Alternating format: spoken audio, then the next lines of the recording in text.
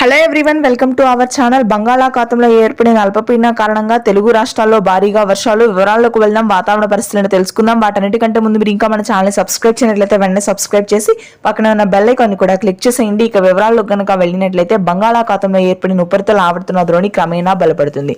దీని ప్రభావంతో రాయలసీమ, తమిళనాడు, అదేవిధంగా దక్షిణ కోస్తా భాగాలు అయితే భారీ నుంచి అతి భారీ వర్షపాతం నమోదవుతుందని వాతావరణ కేంద్రం వెల్లడించింది.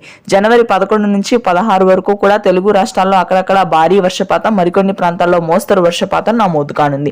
వివరాల్లోకి వెళ్లి జిల్లాల వారీగా గనక చూసుకున్నట్లయితే ముఖ్యంగా మొదట రాయలసీమ జిల్లాలకు విస్తరించనున్నాయి. తమిళనాడు మీదుగా ఈ వర్షాలు రాయలసీమలోని సత్యసాయి, పుట్టపర్తి, అన్నమయ్య, చిత్తూరు, తిరుపతి భాగాల్లో భారీ వర్షపాతం నమోదవుతుంది. రానున్నటువంటి 3 రోజుల పాటు కూడా ఈ వర్షాలు నేరుగా మనకి దక్షిణ కోస్తా, దక్షిణ తెలంగాణ జిల్లాల వరకు విస్తరించే అవకాశం ఉంది. భారీ వర్షాలు నమోదు కావు కానీ నెల్లూరు, ప్రకాశం, గుంటూరు, కృష్ణా, కోనసీమ భాగాల వరకు కూడా మోస్తరు వర్షపాతం నమోదవుతుంది. ముఖ్యంగా నెల్లూరు జిల్లాలో పలు ప్రాంతాల్లో భారీ వర్షపాతం ఉండే అవకాశం ఉందని హైదరాబాద్, అమరావతి వాతావరణ కేంద్రం అయితే వెల్లడించింది.